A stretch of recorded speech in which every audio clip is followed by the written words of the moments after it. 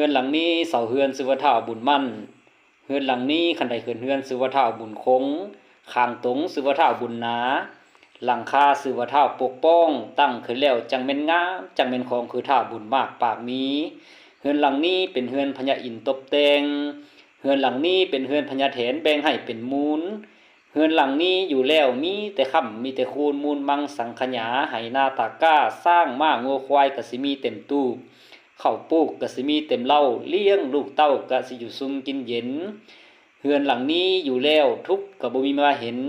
เวรก็บ่มีมาใกล้เฮือนหลังนี้อยู่แล้วมีแต่ได้กับได้มีแต่ดีกับดีเฮือนหลังนี้อยู่แล้วเงินคำก็สิไหลมาเต้าเขานำก็สิไหลมาหาปรารถนาสิ่งใดก็สิได้ตามสิ่งนั้นตั้งตัวประสงค์ทุกประการนะสุขสบาย